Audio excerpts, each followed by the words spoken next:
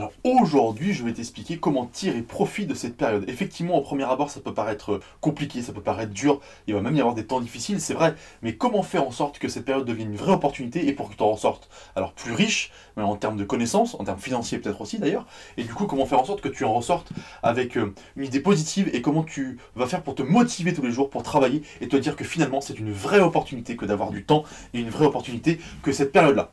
Bonjour, je m'appelle Anthony Schaaf, je suis coach sportif et fondateur de la franchise Perform Coach qui permet aux coachs de résister dans ces moments difficiles. Alors du coup, moi je vais te donner vraiment 5 manières qui me paraissent importantes pour te sortir de cette crise-là et puis surtout pour la surmonter et pour en profiter, pour que ce soit une vraie opportunité. La première chose, je vais te parler des cours en ligne parce que tout le monde va s'y mettre et tout le monde va le faire. Tout le monde va faire un cours par Skype ou un Facebook Live où tout le monde va vouloir faire les mêmes choses. Alors je répète simplement ce que je dis dans certaines autres vidéos, je t'invite du coup à les regarder, tu as le temps de t'informer, ça sera un point suivant, mais du coup prends le temps de regarder ça, parce que c'est valable pour ça aussi, c'est-à-dire qu'à un moment donné quand tu vas faire des vidéos, tu vas vouloir vendre du coaching en ligne, il va falloir toujours savoir qui est-ce que tu cibles, il va falloir que si tu veux que ta communication soit bonne et si tu veux vendre, il va falloir savoir à qui tu vends et qui est-ce que tu cibles, parce que tu vas pas pouvoir vendre à tout le monde. Donc du coup ton objectif, rappelle-toi, c'est comme quand tu es dans des cours perso, c'est de cibler les gens et de te spécialiser. Voilà, toi tu es spécialiste de telle chose, d'accord? Je donnerai des exemples à la fin de choses où tu peux spécialiser, je pense, qui fonctionneront très bien pendant cette pause-là. Ensuite, tu vas prendre du temps. Bah oui, tu vas avoir du temps. C'est un truc que tu n'as jamais. Ça, c'est le deuxième point. Tu n'as jamais de temps d'habitude. Tu cours après le temps tout le temps. Bah là, tu vas être chez toi et du temps, tu vas en avoir. Donc c'est du temps qu'il va falloir mettre à profit. Mettre à profit pour plusieurs choses. Le premier, prendre du recul sur ton activité. Où elle en est actuellement? Qu'est-ce que tu as fait de bien? Qu'est-ce que tu as fait de moins bien? Qu'est-ce que tu vas devoir faire dans le futur? Vraiment, c'est un temps où tu vas pouvoir te poser et prendre du recul par rapport à ce que tu fais. Tu as peut-être souvent la sensation d'être dans un train. Moi, c'est l'image que je prends. On est tous l'impression d'être dans un train et d'avancer comme ça. Là, du coup, tu es posé tranquillement chez toi et tu te dis, ok, voilà ce que j'ai fait depuis 1 an, 2 ans, voilà où j'en suis maintenant, et voilà ce que je veux pour la suite et comment je peux évoluer.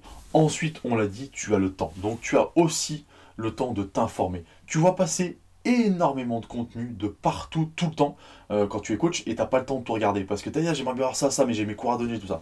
Là, tu as du temps. Donc du coup, il faut que tu te sers de ce temps-là. Il faut que tu te sers de ce temps-là pour t'informer au maximum sur les choses qui te plaisent, sur les choses où il faut que tu ailles. J'insiste aussi sur les choses qui te plaisent, parce que du coup, c'est des temps un peu difficiles, un peu compliqués. Et du coup, je pense qu'il faut faire ce qu'on aime dans ces cas-là encore plus que d'habitude. Encore plus que d'habitude pour trouver un peu de joie, de plaisir, et enlever du stress aussi, parce qu'il y en a dans ces périodes-là aussi. Alors du coup, il faut que tu prennes le temps de t'informer. Regarde toutes les vidéos, abonne-toi à des sites, à des newsletters, abonne-toi à des chaînes YouTube. Voilà, il faut que tu aies le temps de regarder. Regarde tout ce qu'ils ont fait il y a 1 an, il y a 2 ans. Bref, vraiment, il faut que tu fouilles. C'est un temps nécessaire pour ça. Il faut que tu le prennes absolument. Ça, c'était le troisième point. Et le dernier point, je sais ça fait que 4, mais du coup le 4 et le 5 c'est dans le même point, tu verras pourquoi. Du coup, il faut que tu prépares l'avenir. Voilà. C'est-à-dire que là tu as eu le temps en fait de faire un bilan sur ta boîte et toi. Tu prends le temps de faire ça, c'est hyper important. Ensuite, tu prends le temps de regarder ce qui se fait ailleurs, de regarder ce que tu aimerais faire.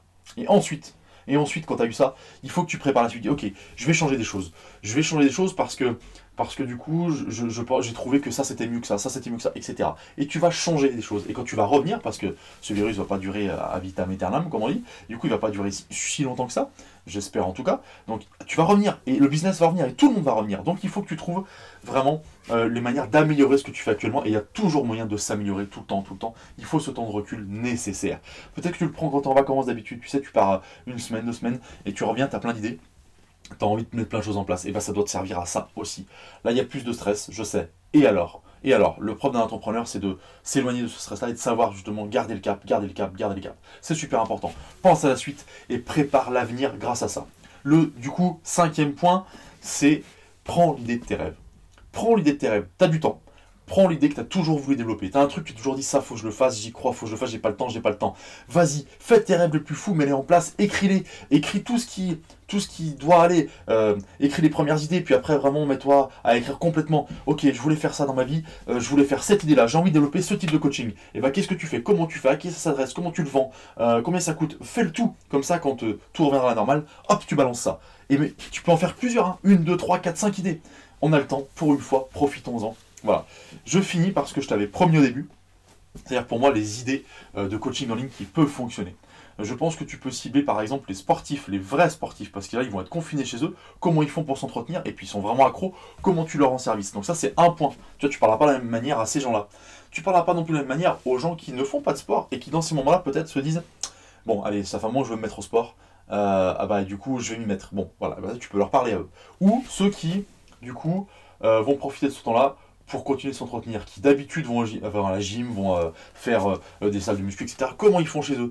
Et ils n'ont pas d'appareil et tout, ils sont un peu perdus, ils n'aiment pas ça, comment ils font? Voilà, bah, je donne 3 exemples de typologie de gens à qui il faut que tu parles. Parce que du coup, c'est important de cibler correctement et de ne pas vendre à tout le monde. Voilà ce que je te dis aujourd'hui. Et du coup, n'oublie pas, tu as toujours la newsletter, elle existe, elle continuera d'exister. Donc du coup, tu cliques sur le lien qui est en dessous et tous les jours, tu recevras un mail pour développer ton business. Et là, en ces temps-là, un mail pour savoir comment faire en sorte de bonifier cette crise et de ressortir encore plus grandi qu'avant. Voilà, c'est important aussi. Je te souhaite une bonne journée, je te dis bon courage, à bientôt.